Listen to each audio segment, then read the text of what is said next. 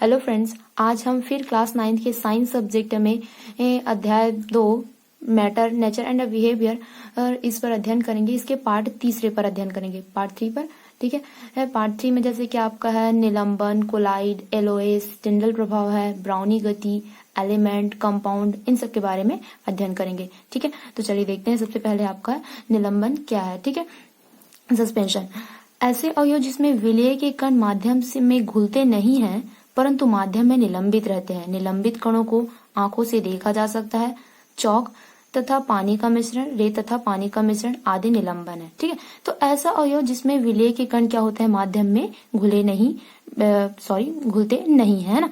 तो देखिए, हमने इसको एक प्रयोग के माध्यम से देखा भी था पहले, जब हमने किया था निलंबन, कोलाइड और एक और था विलयन का, है ना।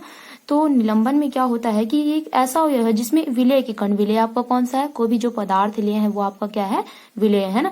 तो विलेय के कण जो है माध्यम में घुलते नहीं, मतलब सिर्फ उसमें क्या रहते हैं, वो निलंबित रहते हैं। मतलब उनके कण जो हमें स्पष्ट रूप से क्या होते हैं, दिखाई देते हैं, सिर्फ उसमें मिले हुए रहते हैं लेकिन पूरे तरीके से घुले हुए नहीं रहते हैं। अगर उसमें हम लेजर टार्च से किसी प्रकाश को प्रकाशित करते हैं तो क्या कर देता है, प्रकाश को फैला देता है, और प्रकाश के फैलने की वजह से उसमें जितने भी छोटे छोटे कण हैं वो हमको क्या होते हैं, स्पष्ट रूप से दिखाई देने लगते हैं। ठीक है, और अगर मान लो कि हम उसको कुछ मिनटों के लिए रख देते हैं या फिर 10-15 मिनट के लिए, फिर 5-10 मिनट के लिए स्थिर छोड़ देते हैं, तो छोड़ने के थोड़ी देर पश्चात, 5-10 मिनट के पश्चात देखते हैं तो क्या होता है कि जो पदार्थ हमने डाला था, जो विलेय पदार्थ हमने डाला था, वो क्या हो जाता है, उसके कण जो है नीचे तली पर आकर के क्या हो जाते हैं, जो पदार्थ है उसके नीचे तली पर आकर के क्या हो जाते हैं, बैठ जाते हैं। और यही जो क्रिया है वो आपका क्या कहलाता है, निलंबन कहलाता है। जैसे कि आपके रेत और पानी का मिश्रण हो गया, उदाहरण के तौर पर देखे थे चौक और पानी का मिश्रण, इसका प्रयोग हमने पहले भी जो है अगले वीडियो में किया है। ठीक है, तो निलंबन क्या है ये तो क्लियर हुआ। अब इसके गुण देखते हैं ना।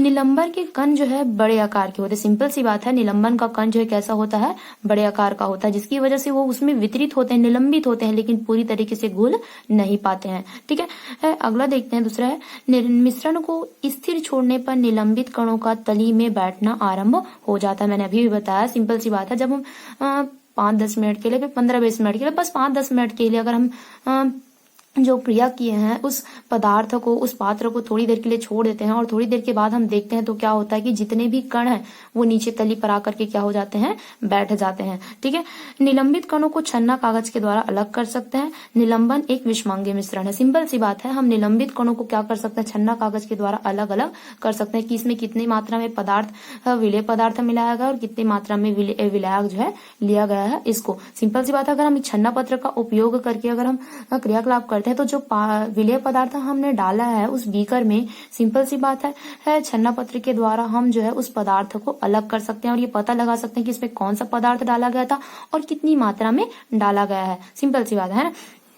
आगे देखते हैं, जैसे कि कोलाइड का निलंबन का तो क्लियर हो ही गया क्योंकि हमने पहले वीडियो में प्रयोग भी किया, तो इससे उतनी ज्यादा प्रॉब्लम्स नहीं हो रही कि निलंबन क्या है, इसको समझने में बहुत ही आसान सा है। ठीक है, आगे देखते हैं कोलाइड्स क्या है। ठीक है, कोलाइड है विलयन तथा निलंबन के बीच की अवस्था है कोलाइड एक विषमांगीय मिश्रण। ठीक है, तो कोलाइड से क्या है, निलंबन और विलयन के बीच की अभिक्रिया ही क्या कहलाता है, आपका कोलाइड कहलाता है। तो विलयन में क्या होता था, विलयन में देखिए, जब हम कोई पदार्थ लेते थे एक बीकर में, मान लो के बाद हमने 10 ml विलायक लिया, जितना भी ml हो, ठीक है, विलायक का मतलब क्या है, आपका जल है, तरल पदार्थ से। ठीक है, तो जल लिया है, उसमें हमने शक्कर डाला है या फिर नमक डाला है, 1 चम्मच 2 चम्मच जो भी है अपने लिमिट्स के हिसाब से। ठीक है, अब उसको हमने घोला तो सिंपल सी बात है वो जो है पूरी तरीके से उसमें क्या हो जाता है, घुल जाता है। लेजर टार्च से जब प्रकाशित करते हैं तो प्रकाश उसमें दिखाई नहीं देता। अब सिंपल सी बात है, उसमें प्रकाश दिखाई नहीं दे रहा है तो हमें उसके जो छोटे छोटे कण है वो दिखाई देंगे नहीं। और 15-20 मिनट के लिए अगर हम उसको स्थिर छोड़ भी देते हैं तो पर भी उसमें किसी भी तरह की कोई भी क्रिया नहीं होती है। ये आपका क्या है,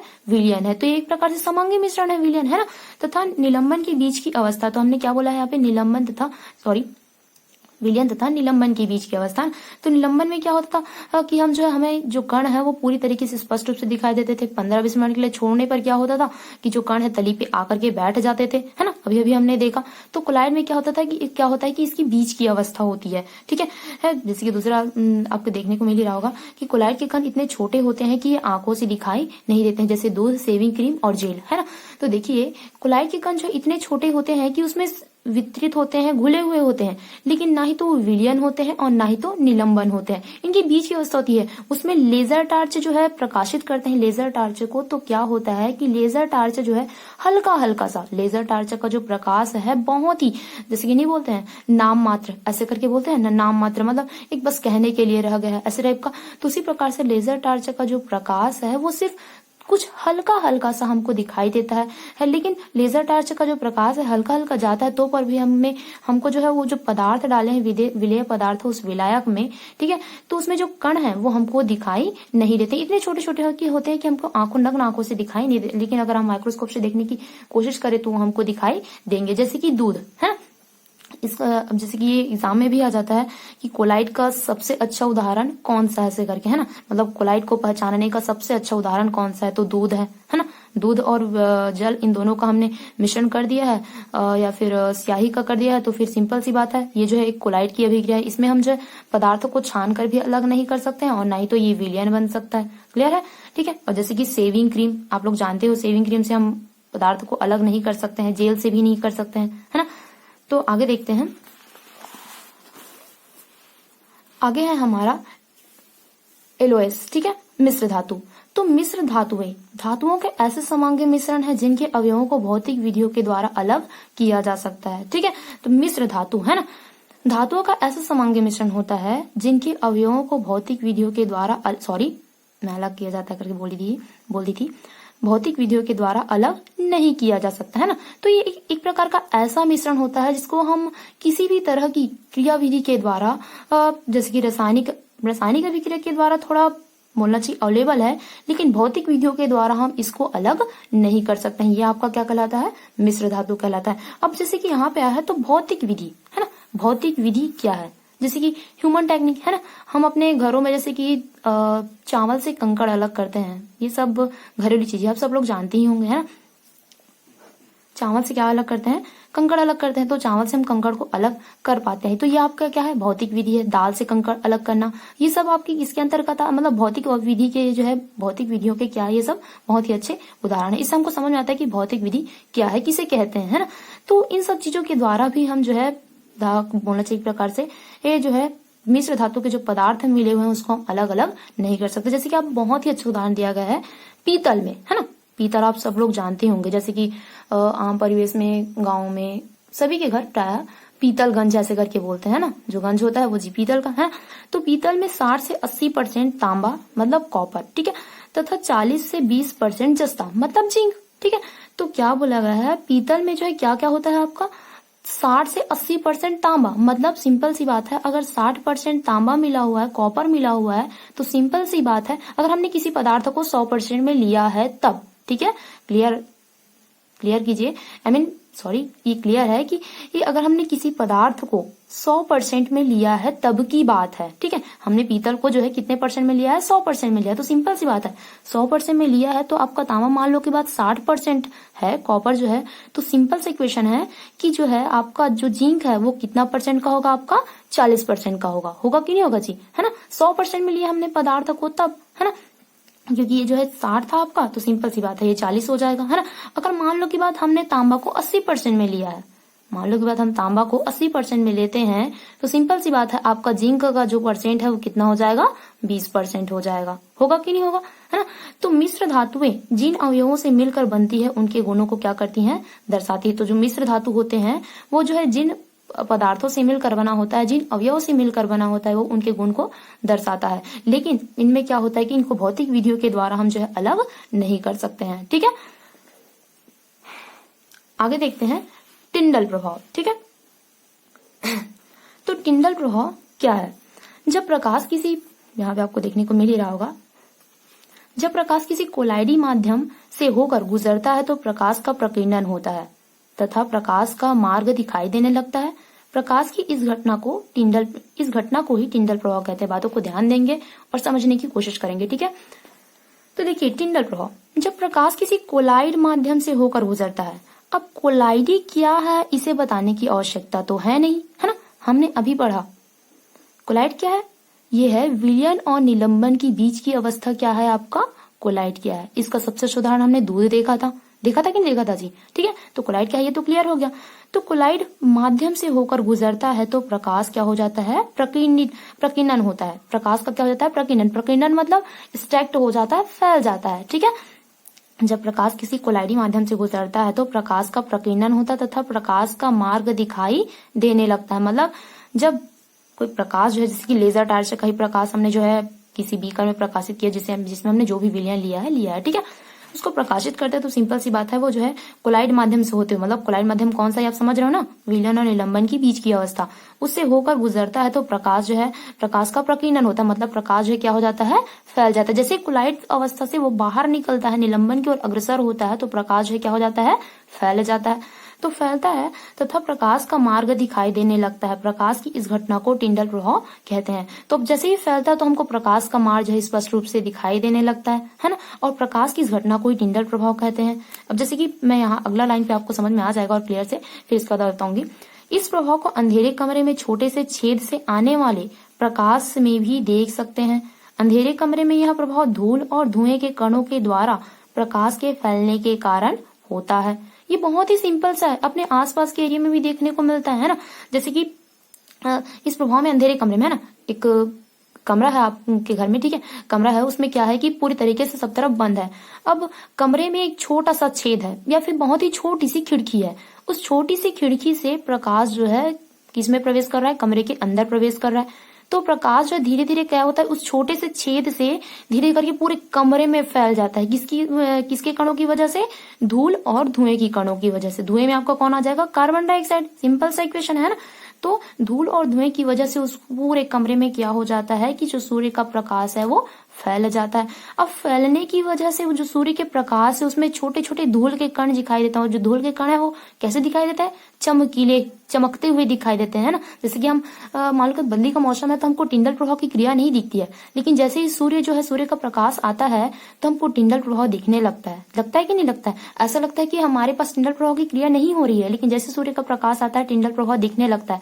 धूल के कण जो है चमकीले चमकीले से छोटे छोटे कण के आवरण में हमको दिखाई देने लगते हैं। लगते कि नहीं लगते हैं जी?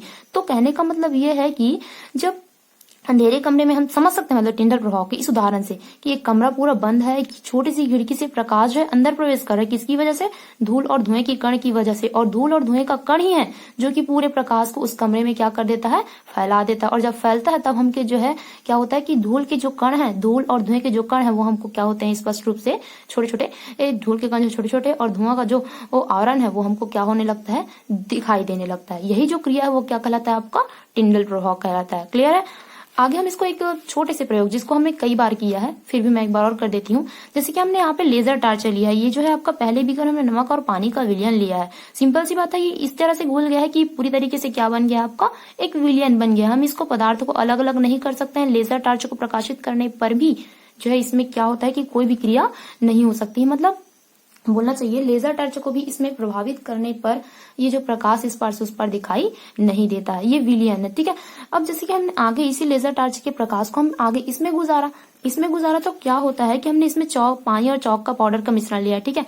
गुजारते हैं तो क्या होता है कि इसमें घोलने के बाद लेजर टर्च का प्रकाश जो है जैसे ही अंदर प्रवेश करता है बीकर के अंदर, जस्ट बीकर, ये जैसे कि देख लिया आप यहाँ पे बीकर, जैसे ही लेजर टर्च का जो प्रकाश है यहाँ पे आता है, ये जो है बस यहाँ तक इसे ऐसे सिकुड़ा हुआ होता है और यहाँ से जस्ट आने के बाद ये पूरे बीकर में जो प्रकाश है क्या हो जाता है? पूरी तरीके से इस तरह से, जैसे कि आप यहाँ देख सकते हैं, पूरी तरीके से जो प्रकाश है वो क्या हो जाता है? फैल जाता है। और प्रकाश के फैलने की वजह से ही हमें ये जो चौक के जो छोटे छोटे कण हैं वो हमको स्पष्ट रूप से क्या होते हैं? दिखाई देने लगते हैं। यही जो है क्या कहलाता है? टिंडल प्रभाव कहलाता है। मतलब एक प्रकार से बोलना चाहिए प्रकाश का फैलना और इसमें जो हो रही क्रिया धूल और धुएं की वजह से वो हमको स्पष्ट रूप से दिखाई देता है। वही क्या कहलाता है? आपका टिंडल प्रभाव कहलाता है। मतलब प्रकाश का प्रकीर्णन ही कोलाइडी अवस्था में, याद रखेंगे, कोलाइडी अवस्था में ही, कोलाइडी माध्यम में जब प्रकाश होकर गुजरता है ना, और हमको जो पदार्थ हो छोटे छोटे कण के रूप में दिखाई देते हैं, वही आपका क्या कहलाता है? टिंडल प्रभाव।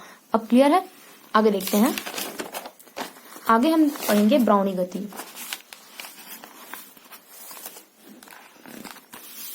ठीक है, तो देखिए आगे ब्राउनी गति। ब्राउनी गति में क्या होता है ये देख सकते हैं। जैसे कि मान लो की बात, ये एक गोलाकार कोई पात्र है, ठीक है। गोलाकार क्या है? कोई पात्र है जिसमें तरल पदार्थ भरा हुआ है, ठीक है। अब तरल पदार्थ भरा हुआ इसमें आप एक कण देख ही सकते हैं यहाँ पे, है ना। एक कण है, ये देखिए ये कण जो है इस तरह से गति करते हुए टेढ़ी मेढ़ी, है ना, टेढ़ी मेढ़ी गति करते हुए इस तरह से घूम रहा है कि नहीं घूम रहा है, इसी को क्या बोलते हैं, जिग जैग, है ना। टेढ़ी मेढ़ी गति को क्या बोलते हैं, जिग जैग। ये मेरे ख्याल से आपके नाम मस्टर्ड ऑयल अभिक्रिया सुने होंगे, है ना, नहीं सुने हैं, कोई बात नहीं, आगे की क्लास में आपको पढ़ने को मिलेगा। मस्टर्ड ऑयल अभिक्रिया में शायद मस्टर्ड ऑयल अभिक्रिया में जिगजैग गति होती है, शायद भाई होता है मेरे ख्याल से, मस्टर्ड ऑयल अभिक्रिया में जिगजैग की गति होती है। इसे आप बड़े क्लास में पढ़ोगे, अभी ध्यान देने की जरूरत नहीं है, माइंड में आया इसलिए बोल दी।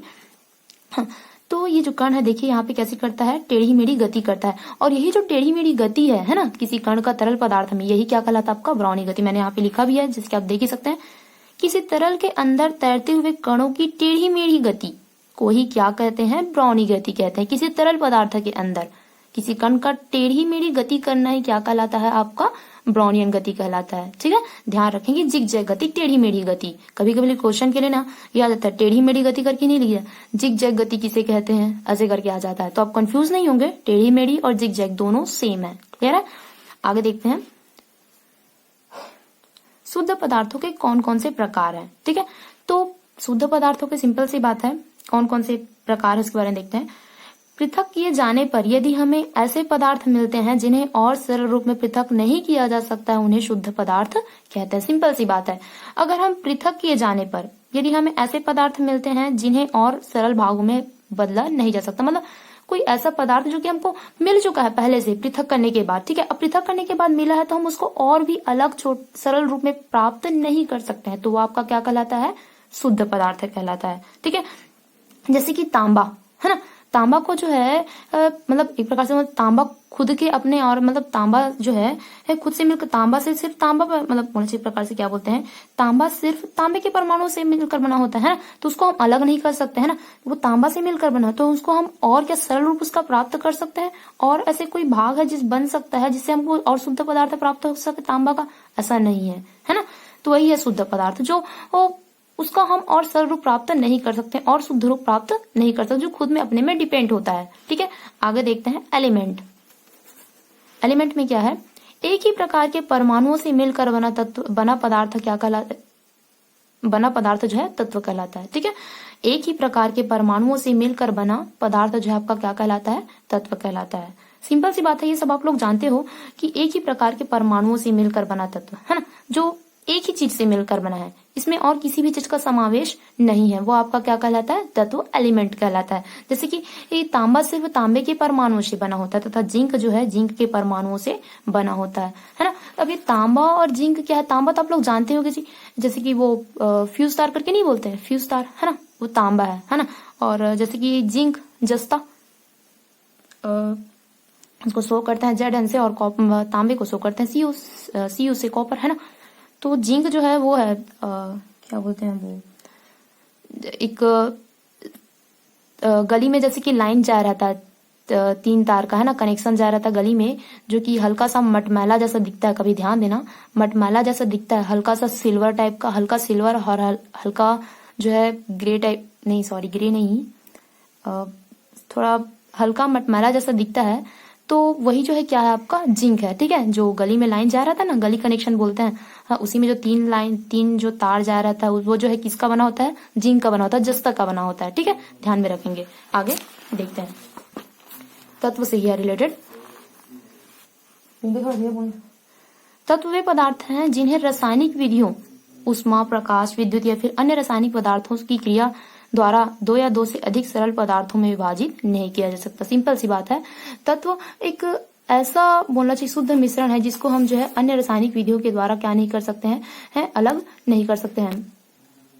मतलब बोलना चाहिए एक प्रकार से कि तत्व जो है ऐसा शुद्ध पदार्थ है, ऐसा खुद में अकेले में डिपेंड होता है कि अगर हम उसको रासायनिक विधियों द्वारा, उष्मा, प्रकाश या फिर किसी भी तरह की विधियों के द्वारा हम उसको जो है और 2 या फिर 2 से अधिक सरल पदार्थ में विभाजित नहीं कर सकते, क्योंकि वो खुद में डिपेंड होता है, अकेले से मिलकर बना होता है। ठीक है, आगे देखते हैं।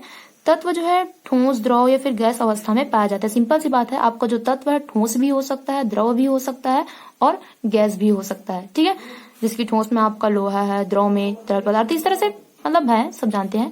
उसके बाद आगे है हाइड्रोजन एक तत्व है, इसी प्रकार सोडियम, आयरन, कॉपर आदि भी तत्व है। ठीक है, ध्यान में रखेंगे ये गैसीय अवस्था में जैसे आपका आता है हाइड्रोजन जो है। ठीक है, आगे देखते हैं कंपाउंड यौगिक। दो या दो से अधिक तत्वों के निश्चित अनुपात में मिलाने से यौगिक बनता है। क्या बनता है? दो या फिर दो से अधिक तत्वों को निश्चित अनुपात में मिलाने से क्या बनता है? आपका यौगिक बनता है। जैसे कि यहाँ पे बताया भी गया है HCl का अनुपात आयतन में है ये 1:1, और ये जो है ये भी आपका आयतन में है 2:1। ठीक है, इसका क्या होता है कि अच्छा मैं पढ़ लेती हूँ उसका बताते हैं। ठीक है, रासायनिक अभिक्रिया के पश्चात बने यौगिक के गुण में अवयवी तत्वों के क्या बोला गया है? रासायनिक अभिक्रिया के पश्चात बने यौगिक के गुण अवयवी तत्वों से क्या होते हैं? भिन्न होते हैं। ये सिंपल सा है, जो रासायनिक अभिक्रिया तत्व बनता है वो जो है अवयवी तत्वों से कैसे होता है?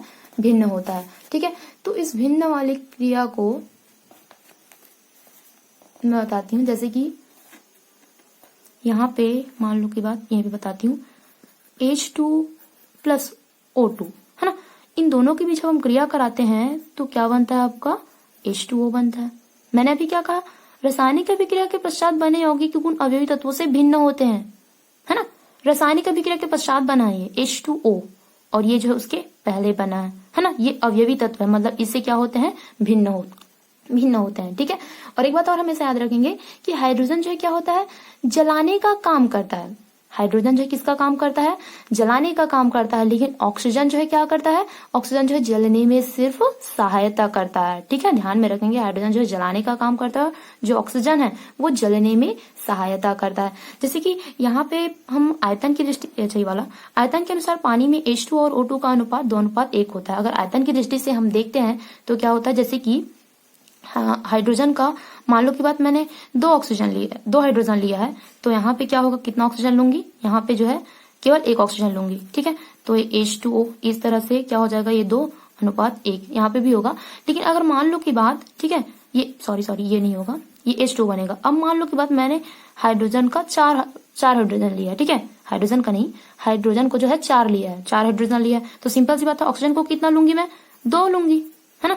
तो हाइड्रोजन का 4 लिया है और ऑक्सीजन का मैंने 2 लिया है। ठीक है, तो 2 एकम 2 और 2 दूनी 4, इस तरह से अनुपात कितना है यहाँ पे? 2:1। कि किसकी दृष्टि से है? ये आयतन की दृष्टि से ना, ध्यान में रखेंगे, ये जो है किसकी दृष्टि से है? आपके आयतन की दृष्टि से होता है। ठीक है, आगे देखते हैं।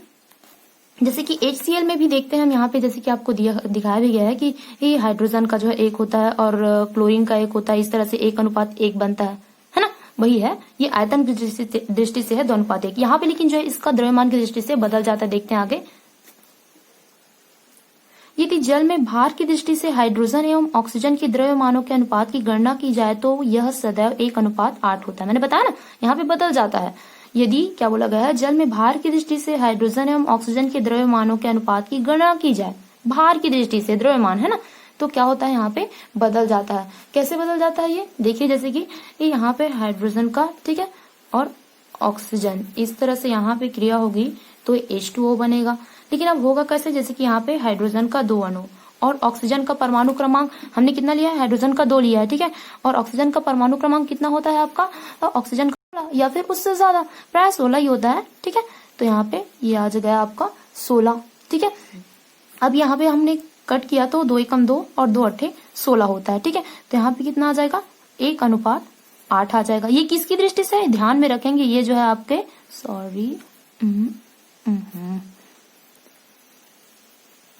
ये है आपके द्रव्यमान की दृष्टि से। मतलब याद रखेंगे कि जल का जो है आयतन की दृष्टि से कितना हो जाता है आपका अनुपात? 2:1 होता है, और द्रव्यमान की दृष्टि से जो इनका अनुपात है वो 1:8 होता है। किस तरह से होता है मैंने यहाँ पे बताया। ठीक है, ये परमाणु भार, मतलब बोलना चाहिए कि द्रव्यमान तो सिंपल सी बात है, भार पे ही डिपेंड करेगा कि नहीं करेगा, है ना। और यहाँ पे आयतन है तो उसके आयतन के मतलब आकार के आधार पर निर्भर करेगा। ठीक है, आगे देखते हैं। आगे कार्बन डाइऑक्साइड का बताया गया है आपको। ठीक है, वही कंपाउंड्स के अंतर्गत है और ये भी आपके कंपाउंड के अंतर्गत है। कार्बन डाइऑक्साइड के लिए कार्बन तथा ऑक्सीजन का द्रव्यमान के अनुसार अनुपात हमेशा 12:32 होगा। ठीक है, तो यहाँ पे कार्बन डाइऑक्साइड का बताया है, जैसे कि कार्बन का जो है 1 अणु प्लस ऑक्सीजन के 2 परमाणु, ये आपके काम मिलकर के क्या बन जाते हैं? CO2 बन जाते हैं, कार्बन डाइऑक्साइड बन जाते हैं। ठीक है, तो क्या होगा यहाँ पे जो है जैसे कि कार्बन का आपका परमाणु क्रमांक कितना होता है, 6 होता है, तो सिंपल सी बात है इसका भार कितना हो जाएगा आपका, 12 हो जाएगा, होगा कि नहीं होगा। और ऑक्सीजन का परमाणु क्रमांक होता है कितना होता है, 8 होता है, तो हमने यहाँ पे ऑक्सीजन कितना लिया है, 2 लिया है कि नहीं लिया है, ऑक्सीजन 2 लिया है, तो कितना हो जाएगा यहाँ पे 8 दूनी 16, तो भार जो कितना हो जाएगा 16 दूनी 32, ठीक है, 16 दूनी 32 होगा। तो ये देखिए अब इससे ज्यादा तो मेरे ख्याल से नहीं कटेगा, अगर कटेगा अभी तो 4 तिया 12 और 4 तिया 12 होगा और 4 अट्ठे 32 होगा, है ना। तो 4 अट्ठे 32 होगा, तो सिंपल सी बात है इसका जो कंपाउंड है वो कंप्लीट नहीं होता, इसलिए जो है हम इसका अनुपात में किसको लेते हैं, 12:32 में लेते हैं। क्लियर है। अब जैसे कि यौगिक को यहाँ पे और क्लियर किया गया है, हमने क्या पढ़ा है कि 2 या 2 से अधिक तत्वों के मिश्रण को क्या बोलते हैं, अनुपात को क्या बोलते हैं, मतलब 2 या 2 से अधिक तत्वों के निश्चित अनुपात को हम क्या बोलते हैं, यौगिक। क्लियर है। तो 2 या 2 से अधिक तत्वों के निश्चित अनुपात है ना, तो तत्व जो है आपका ए है और ये जो है तत्व आपका बी है, मतलब रेड वाला तत्व और येलो वाला तत्व। सिंपल सी बात है इन दोनों के बीच आपस में कॉम्बिनेशन की क्रिया होगी, संघनन की क्रिया होगी। तो सिंपल सी बात है जब रेड तत्व, रेड एलिमेंट और येलो एलिमेंट ये दोनों आपस में मिल जाएंगे तो आपका कौन सा बनेगा, इसकी बीच की अवस्था बनेगी ऑरेंज वाला कंपाउंड बन जाएगा। ठीक है, मतलब ऑरेंज रंग का जो है क्या बन जाएगा, आपका यौगिक बन जाएगा। क्लियर है। तो आगे देखते हैं प्राउस्ट के अनुसार, ये जो है ये जो आपका डायग्राम है वो इस प्राउस्ट का है, थोड़ा देखते हैं फिर उसके हमें समझ में आ जाएगा आपको। ठीक है, ये ऑक्सीजन का भी उसी तरह से, मतलब इसको कितने भी भागों में बांट ले उनका जो तत्व है वो सेम रहता है, यही है। देखते हैं, प्राउस्ट ने इस प्रकार के प्रयोगों द्वारा यह प्रतिपादित किया कि कोई भी यौगिक जो 2 या 2 से अधिक तत्वों से बना होता है उसमें तत्वों का अनुपात स्थिर होता है। क्या बोला गया, प्राउस्ट ने इस प्रकार के प्रयोगों द्वारा, मतलब ये जो सब प्रयोग किए हैं, देखिए आप यहाँ पे हम देखे हैं और यहाँ पे देखे हैं कि मतलब अभिक्रिया होने के बाद भी अगर अभिक्रिया जो है अभिकारक जितना भी हो, मैंने इसको पहले भी बताया है, बनने के बाद उत्पाद भी क्या होता है, उतना ही होता है। अभिकारक जो है कभी नष्ट नहीं होता, याद रखेंगे, अभिकारक जो कभी नष्ट नहीं होता, वो किसमें कन्वर्ट हो जाता है, आपके उत्पाद में कन्वर्ट हो जाता है। यहाँ पे भी जैसे कि ऑक्सीजन का हमने देख रहे हैं कि जो है इस तरह से बनने के बाद फिर से टूटता है और फिर से वही बन जाता है, फिर टूटता है, फिर से वही बन जाता है, फिर टूटता है, फिर वही बन जाता है। उसी को प्राउस्ट ने क्लियर किया है कि प्रयोगों द्वारा बताया है कि यह प्रतिपादित किया गया है कि कोई भी यौगिक जो है 2 या 2 से अधिक तत्वों से बना होता है उसमें तत्वों का अनुपात जो है स्थिर होता है। तत्वों का जो अनुपात जो है कैसा होता है, स्थिर होता है, उसको बदला नहीं जा सकता, जितना वो पहले था उतना ही रहेगा। अगर कोई क्रिया हो रही तो पर भी अभिकारक में जितना लिया गया है वो उत्पाद में भी बन करके उतना ही आएगा। क्लियर है। ठीक है, चाहे उसे किसी भी प्रकार से प्राप्त किया गया हो या फिर बनाया गया हो। इसे निश्चित या फिर स्थिर अनुपात का नियम कहते हैं। इसे क्या बोलते हैं, निश्चित या फिर स्थिर अनुपात का नियम कहते हैं, क्योंकि यहाँ पे जो तत्वों की संख्या वो क्या है, परफेक्ट है ना, हम इसको बदल नहीं सकते। देख सकते हैं आप ऑक्सीजन जो है ऑक्सीजन का जो है एक जो है हाइड्रोजन और ऑक्सीजन ये दोनों मिलकर बना हुआ है। एक हाइड्रोजन जो है यहाँ से टूटा और एक हाइड्रोजन यहाँ से टूटा, फिर से मिलकर के बन गया वही जल, है ना, H2O, फिर से यहाँ पे मिलकर H2O। देखिए कितने बार से टूटा, लेकिन जो है पूरे अपने में क्या है वो क्लियर रूप से है कि मतलब बोलना चाहिए कितने भी रूपों में अलग अलग कितने भी भागों में बढ़ जाए, लेकिन तत्वों की संख्या जो है कितनी है उतनी की उतनी ही है। ठीक है, मतलब तत्वों की जो संख्या वो बदलता नहीं है, और इसी को क्या बोलते हैं हम, स्थिर अनुपात का नियम कहते हैं, या फिर निश्चित या फिर स्थिर जो भी है, निश्चित अनुपात का नियम, स्थिर अनुपात का नियम बोलते हैं। तो धन्यवाद स्टूडेंट।